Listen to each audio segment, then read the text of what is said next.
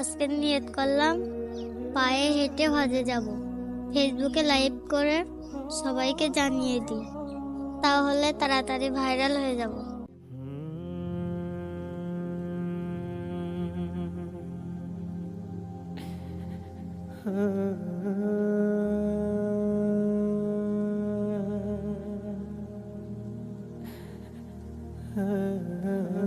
আপা, আপনি তো পায়ে হেঁটে হজে যাচ্ছেন, আর আপনি তো ভাইরাল হয়ে গেছেন। আপা, আপনার সাথে আমি একটা সেলফি তুলতে চাই।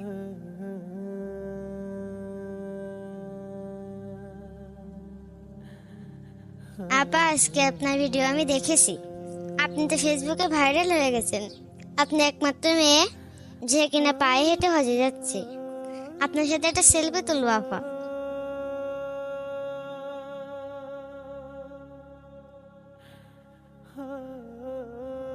আসসালামু আলাইকুম। ওয়ালাইকুম আসসালাম। আপা, আপনি কোথায় যাচ্ছেন? আপনি আমাকে চেনেন না? আমি তো পায়ে হেঁটে হজে যাচ্ছি। আমি তো ভাইরাল হয়ে গেছি। আপনি এই যান্ত্রিক যুগে পায়ে হেঁটে হজে যাচ্ছেন? ভালো কথা, তবে আপনার মাহরাম কোথায়? আসলে আমি পায়ে হেঁটে একা একা হজে যাচ্ছি। আপনি একজন যুবতী মেয়ে, এভাবে একা একা সফর করা আপনার জন্য অনেক বিপজ্জনক হতে পারে। একজন নারীর জন্য মাহরাম ছাড়া সফর করা হারাম, কেননা মুহাম্মদ সাল্লাল্লাহু আলাইহি সাল্লাম বলেন, কোন নারী মাহরাম ছাড়া যেন সফর না করে।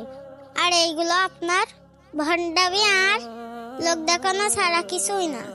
হজ মানুষকে জান্নাতে নিয়ে যায়, আর আপনার এই হজ আপনাকে জাহান্নামে নিয়ে যেতে পারে। আল্লাহ আপনাকে ক্ষমা করুন, আমিন। আপা, আমি ভুলের মধ্যে ছিলাম, এখন আমি বিষয়টা বুঝতে পেরেছি।